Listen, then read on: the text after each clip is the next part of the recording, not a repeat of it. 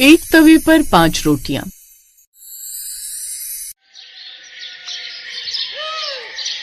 अनन्या बहू कहाँ है? आज उसकी पहली रसोई है। 2 दिन उसे आराम करने दिया, लेकिन अब उसे ससुराल के किचन का मुंह देखने को मिलेगा। माँ वो बस तैयार हो रही है, आने वाली है।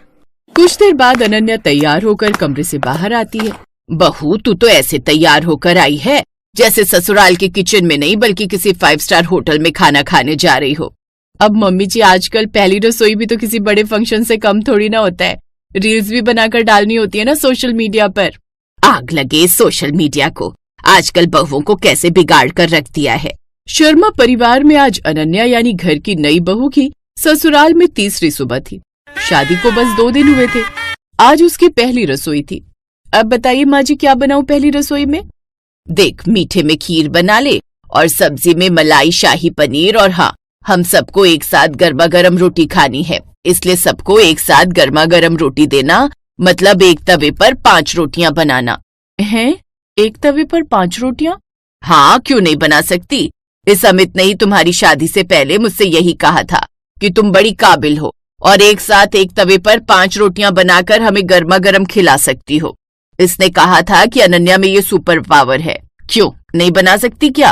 अनन्या अमित को घूर घूर कर देखती है। अमित के बच्चे, तुम मिलो मुझे अकेले में। अब कहाँ खो गई बहू? चल जाओ, रसोई में जाकर खाना बनाने की तैयारी कर। हाँ हाँ माँ जी। अनन्या किचन में गई और खाना बनाने लगी। उसने सब्जी और खीर बना ली, जिसके बाद वो आटा गूंथ रही थी कि तभी उसकी सास सावित्री देवी घमघमाती आवाज में आई। बहू, जल्दी हाथ चलाओ, पूरे घर को नाश्ता देना है, और हाँ, 5 रोटियां एक साथ जरूर बनाना। मोहल्ले में सबको बताना भी तो है कि हमारी बहू कितनी हुनरमंद है। लेकिन मम्मी जी, 5 रोटियां एक ही तवे पर, वो भी इतने से तवे पर, इस पर तो एक ही रोटी बनेगी। हाँ हाँ, इसमें भी बन सकती है, क्यों नहीं बन सकती? क्यों, तेरी मम्मी ने नहीं सिखाया क्या? इतनी पढ़ाई करके आई है, एक तवे का हिसाब नहीं आता क्या कि कैसे उस पर 5 रोटियां एक साथ बनानी है? लेकिन तवा तो देखिए माँ जी। सास बीच में ही बात काटते हुए बोली। बड़ी बड़ी बातें मत कर बहू, हमारे जमाने में तो हम एक बार में 10 बना लेते थे, वो भी इतने से तवे पर। चल अब काम कर। ऐसा कहकर सास किचन से बाहर आ गई। तभी छोटे देवर मोहन ने आकर शोर मचाया। वाह भाभी, क्या बढ़िया सी खुशबू आ रही है। लगता है सब्जी तो बड़ी मजेदार बनी है। अच्छा सुनो, आज तो मैं 5 रोटियां ही खाऊंगा। वैसे रोज तो 2 से ज्यादा नहीं खाता, पर आज आपकी सुपर फास्ट रोटियां टेस्ट करूंगा। ठीक है मोहन, बना दूंगी। मोहन भी वहाँ से चला गया। इस घर के लोगों की सोई 5 पर ही आकर क्यों अटक जाती है? 5 नंबर का तो ग्रहण लग गया जैसे मेरे ऊपर। फिर अनन्या का पति अमित धीरे से रसोई में आया। अनन्या, बन गया क्या खाना और रोटियां? तुम तो चुप ही रहो। जी तो चाह रहा है इस बेलन से तुम्हारी इतनी सुताई करूं, इतनी सुताई करूं। क्या जरूरत थी माँ जी के सामने डींगे हाँकने की कि मैं एक तवे पर 5 रोटी बनाती हूँ? अब झूठ नहीं बोलता तो क्या करता बोलो। तुम तो जानती हो माँ लव मैरिज के खिलाफ थी, क्योंकि उन्हें लगता था कि लव मैरिज वाली बहू उन्हें खाना पकाकर नहीं दे सकती, इसलिए तुम्हारी बढ़ा चढ़ाकर तारीफ कर दी थी। अरे तो जब ऐसा कुछ था तो तुम मुझे बता देते, मैं एक बड़ा तवा ले आती दहेज में, डोसे वाला तवा, उस पर आराम से बन जाती रोटी। देखो नन्या, जो भी है, लेकिन अब मेरी इज्जत तुम्हारे हाथों में है। मेरी इज्जत बचा लो मेरी माँ। तुम तो अंधेरे में सुई ढूंढने जैसा काम बता रहे हो। अच्छा ठीक है, फिर भी कोशिश करूंगी। हाँ वो बात भी सही है, पर तुम कोशिश करो ना, क्या पता हो जाए। अमित, कोशिश वो करता है जो चीज संभव हो। एक तवा है, गोल रोटी है, 5 जगह कहाँ आएगी यार? मम्मी, मैं ये कहाँ फंस गई? अब तुम जाओ यहाँ से, नहीं तो ऐसा ना हो इस बेलन से मैं तुम्हें ही बेल कर गरम गरम तवे पर सेकने के लिए डाल दूं। अमित जल्दी से वहाँ से चला जाता है, लेकिन कुछ देर बाद अनन्या को बाहर हॉल से काफी सारे लोगों की आवाज सुनाई देती है। वो और कोई नहीं बल्कि पड़ोस में रहने वाली उसकी सास की कुछ सहेलियां थी। आज तो हम भी देखेंगे तेरी बहू कितनी टैलेंटेड है। सुना है वो एक नया टैलेंट दिखा रही है, एक साथ एक तवे पर 5 रोटियां बनाने का। वैसे तुझे पता है मेरी बहू ने अपनी पहली रसोई में 10 रोटियां एक साथ बेलकर दिखाई थी। हाय सच में, लेकिन ये कैसे मुमकिन है? वही तो हमने भी सोचा कि आखिर ये सब कैसे मुमकिन है, लेकिन फिर उसने आटे का एक बड़ा सा गोला बनाया और उसको लंबाई में कर लिया। फिर उसकी 10 गोलियां बनाकर एक के ऊपर एक रखकर उसे बेलती गई। फिर क्या था, एक साथ 10 रोटी बिल गई। हाँ वो अलग बात है कि वो सब आपस में चिपक गई और उनकी रोटियां नहीं बन पाई। अरे लेकिन मेरी बहू ऐसी नहीं है, उसको जो टास्क दिया है वो उसे पूरा करके ही दम लेगी, और ये बात मैं अच्छे से जानती हूँ। हाँ भाई, वैसे हमारे जमाने में काम हाथ से होता था, दिमाग से नहीं। आज देखते हैं कि बहू में कितना हुनर है। तो ऐसा करते हैं, किचन में चलकर लाइव बहू का टैलेंट देख लेते हैं। क्यों, सही कहा ना? हाँ हाँ क्यों नहीं। इधर सास उन सभी सहेलियों को लेकर किचन में चली गई। चल बहू, आज मेरी सहेलियां भी अपनी आंखों से तुझे ये काम करते हुए देखना चाहती हैं। चल हो जा शुरू। ये सुनकर अनन्या के हाथ कांपने लगे। इतनी निगाहों में रोटियां बनाना आसान नहीं था। चल बहू शुरू कर, एक साथ 5 रोटियां तवे पर चढ़ा दे। क्या सोच रही है अब? अनन्या ने पहली रोटी रखी, फिर दूसरी। जगह कम थी, तीसरी डालना भी मुश्किल लग रहा था। अरे अरे बहू तो 2 पर ही अटक गई। तभी रीना ताने देते हुए बोली, कहते हैं कि पढ़ाई लिखाई करने वाली लड़कियां घर के काम नहीं संभाल पाती। लगता है ये बात सच है। ये सुनकर अनन्या के हाथों की उंगलियां ठंडी पड़ गई, लेकिन उसका माथा गर्म हो गया। जी तो चाह रहा है कि इन 5 को ही गरम गरम तवे पर बिठाकर सेक दो। यही सोचते हुए उसने तीसरी रोटी डालने की कोशिश की, पर रोटियां आधी आधी चढ़ने से जलने लगी। ये देख सास चिढ़ गई। अरे ये क्या कर रही है बहू, रोटियां जला रही है। 5 की जगह ये तो एक भी नहीं बना पाएगी ऐसे। ओफो मम्मी जी, ऐसे ना मैं डिस्टर्ब हो रही हूँ, मैं अपने काम पर कंसंट्रेट नहीं कर पा रही। आप एक काम कीजिए, आप सब बाहर जाइए, मैं जल्दी से 5 रोटियां बनाकर लाती हूँ, वो भी एक साथ। पता नहीं क्या ही करके मानेगी। चलो भाई बाहर चलो। अब वो सब एक साथ बाहर आ जाते हैं।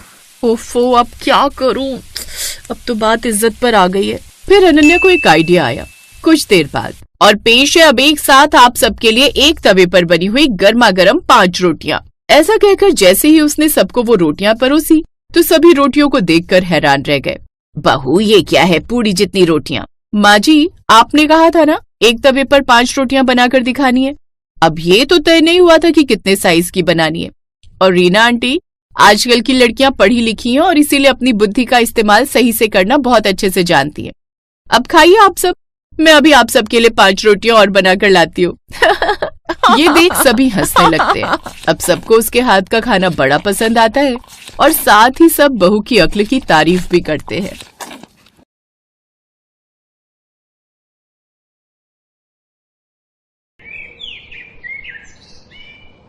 यशोदा अपने 2 बेटे और अपनी 2 बहुओं के साथ रहा करती थी, लेकिन फिर भी उसकी किस्मत ज्यादा अच्छी नहीं थी। अरे दीदी, आज तो मेरा तवा पनीर खाने का मन कर रहा है रोटी के साथ। हाँ तो इसमें दिक्कत क्या है अंजलि, बनवा लो उस बुढ़िया से, भला वो किस दिन काम आएगी। जाकर बोल दो हमारे लिए तवा पनीर बना दे।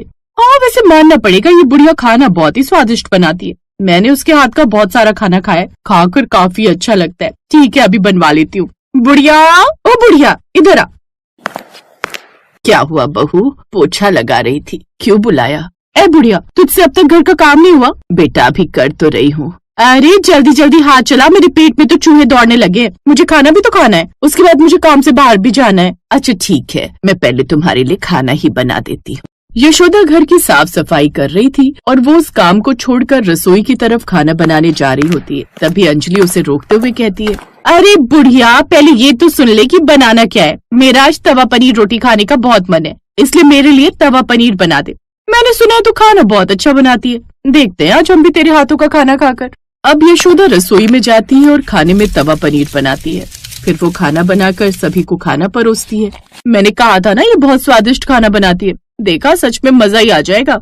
हाँ दीदी आपने तो सही कहा था, ये किसी रेस्टोरेंट के खाने से भी ज्यादा अच्छा लग रहा है, जैसे किसी 5 स्टार रेस्टोरेंट के शेफ ने बनाया है। दोनों बहुएं बड़े मजे से खाना खाती हैं और खाना खाने के बाद उससे कहती हैं, ए बुढ़िया तू जल्दी से सारे बर्तन धो दे, हम बाहर जा रहे हैं। हाँ मैं रात को आने में लेट भी हो सकता है, तो हमारे लिए खाना बना के रखियो।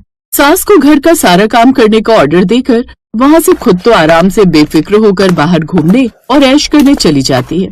हे भगवान, मैं क्या करूं, इस उम्र में भी मुझे काम करना पड़ रहा है। एक तो मेरे हाथों में इतना दर्द है। बेचारी यशोदा जैसे तैसे करके सारे बर्तन साफ कर लेती है। उसके बाद घर का सारा काम खत्म करके थोड़ी देर आराम करने के लिए लेट जाती है। इस तरह शाम हो जाती है। अजी आ गए आप? हाँ खाना लगा दो। फिर कुछ देर बाद यशोदा सबके लिए रसोई से खाना लेकर आती है। बेटा तुम आ गए, आज का दिन कैसा रहा? क्या मैं हुए नहीं दिख रहा आपको? यहाँ क्या हमारा भूत खड़ा है? अब अगर सवाल जवाब पूरे हो गए हैं तो हमारे लिए भी परोस दो, बहुत जोर की भूख लगी है। यशोदा चुप हो जाती है।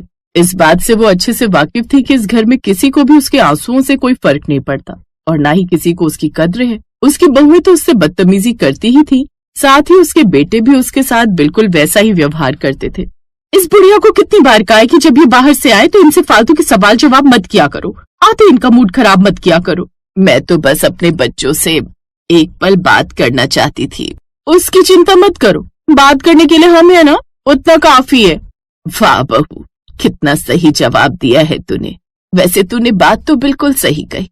माँ बाप की जरूरत सिर्फ बचपन में होती है, जब तक बच्चों को नहाना खाना नहीं आता, और जैसे ही बच्चे बड़े हो जाते हैं और सब काम खुद करने लगते हैं, उन्हें माँ बाप की जरूरत नहीं होती। वो उन्हें लात मारकर अपनी जिंदगी से भगा देते हैं। देखो, अब फिर से अपना ज्ञान देना शुरू मत करो। नहीं, ज्ञान भी इंसानों को दिया जाता है, तुम जैसे जल्लादों को नहीं। ये सुनकर अंजलि जोर जोर से रोने का बहाना करती है। देखा जी, आपने देखा, ये हमसे कैसी बातें कर रही है। माँ, रुला दिया ना तुमने इस बेचारी को। अरे क्या तुमसे शांति से नहीं रहा जाता? क्यों हमारे हर रोज घर में झगड़ा करवाती हो? वाह बेटा, कितनी अच्छी बात कही है तूने। तुझे अपनी बीवी के मगरमच्छ के आंसू तो नजर आ गए, लेकिन अपनी माँ का दुख नजर नहीं आया। तुम लोग मेरे साथ इतने दिनों से कितना बुरा व्यवहार कर रहे हो। क्या मैंने कभी कुछ कहा? मैंने चुपचाप तुम्हारे सभी जुल्म सहे। जब से तुम्हारी पत्नी आई है, तुमने मुझसे ढंग से 2 घड़ी बैठकर बात तक नहीं की। अरे बात करना तो दूर की बात है, तुम्हें तो मेरी परवाह तक नहीं है। देखो, बस बहुत हो गया, जाकर रसोई में काम करो। और तुम्हें इस घर में रख रहे हैं, वही बहुत बड़ी बात है। वरना देखो, दुनिया के बूढ़े बुढ़िया ऐसे रास्तों पर पड़े रहते हैं। वैसे तुझे शर्म तो नहीं आई होगी ये बात बोलने से पहले? अगर तेरे भैया भाभी तेरी माँ के साथ ऐसा व्यवहार करे तो तुझे कैसा लगेगा? अरे किसी की हिम्मत है हमारी माँ के साथ कोई ऐसा व्यवहार कर दे? देखा बेटा, सबको अपनी जान ही प्यारी होती है बस, लेकिन दूसरों की भावनाओं की कदर किसी को नहीं। लेकिन अब बस बहुत हुआ, मैं इस घर में और एक पल नहीं रहूंगी। तुम लोगों ने पहले ही मेरा बहुत फायदा उठा लिया।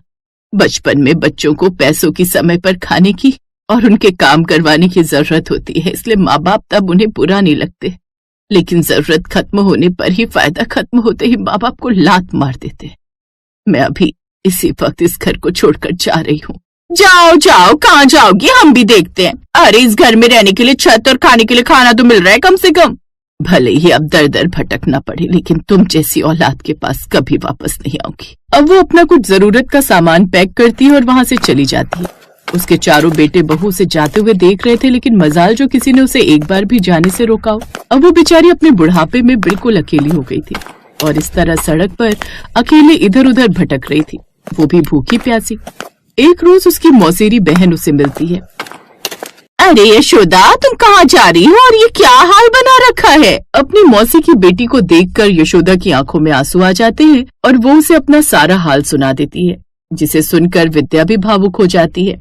तुम चिंता मत करो यशोदा, कहते हैं ना भगवान सब देखता है। तुम एक काम करो, तुम मेरे साथ चलो। वो यशोदा को अपने साथ अपने घर ले आती है और फिर उसे खाना खिलाती है। तुम्हारे बच्चे कहाँ हैं विद्या? कुछ सालों पहले मेरे बेटे बहू ने भी मुझे घर से निकाल दिया था। ये बच्चे ऐसा ही करते हैं, जब इन्हें माँ बाप की जरूरत खत्म हो जाती है तो उन्हें लात मारकर अपनी जिंदगी से निकाल देते हैं। हाँ, लेकिन मुझे जब घर से निकाला तब मैं थोड़ी जवान थी और उस समय मेरे पास मेरी सोने की चेन थी। मैंने उसे बेचकर अपना छोटा सा काम खोल लिया। आज मैं खुद कमाती हूँ और खुद खाती हूँ। अब मुझे कल के पैदा हुए बच्चों की बातें सुननी नहीं पड़ती, वरना उनके साथ रहते हुए मुझे एक रोटी के लिए भी 10 बातें सुननी पड़ती थी। तुम चिंता मत करो, अब हम दोनों बहनें मिलकर एक साथ अपनी जिंदगी बिताएंगे। शुक्र है अब मुझे अकेले नहीं रहना पड़ेगा। अब मेरे साथ कोई है जिससे मैं अपने दिल की बातें कह सकती हूँ। हाँ, वैसे भी हम दोनों अपनी शादी के बाद कभी नहीं मिले। अब हम एक दूसरे से बहुत सारी बातें करेंगे। दोनों बहनों को एक दूसरे का साथ मिल जाता है। फिर अगले दिन सुबह सुबह मैं अपना ठेला लेकर पकौड़े बेचने जा रही हूँ। अच्छा, मैं कह रही थी क्या मैं भी ये काम शुरू करूँ? इससे हम दोनों की ही मदद भी हो जाएगी और दोनों को एक दूसरे का सहारा मिलेगा। हाँ जरूर, क्या तुम भी पकौड़े बनाकर बेचोगी? नहीं, मुझे पकौड़े तो अच्छे नहीं बनाने आते, लेकिन हाँ, मेरे हाथ का बना तवा पनीर सभी को बहुत पसंद आता है। हाँ, मुझे आज भी उसका स्वाद याद है। तुमसे बेहतर तवा पनीर कोई नहीं बना सकता। वाकई वो बहुत स्वादिष्ट होता है। तुम उसे बनाकर बहुत मुनाफा कमा सकती हो। इस तरह दोनों बहनें एक ही ठेले पर पकौड़े और तवा पनीर बनाकर बेचती, जिससे उन्हें बहुत मुनाफा होता है। अब उनकी आर्थिक स्थिति भी काफी ठीक हो गई थी। उन दोनों का ठेला काफी मशहूर था। कई लोग उनकी कहानी ऑनलाइन शेयर करते थे और उन दोनों की कहानी ऑनलाइन काफी मशहूर हो जाती है, जिसे यशोदा के बच्चे देख लेते हैं। माँ तो बहुत पैसे कमा रही है, हमें उन्हें वापस ले आना चाहिए, इससे हमें भी काफी ज्यादा फायदा होगा।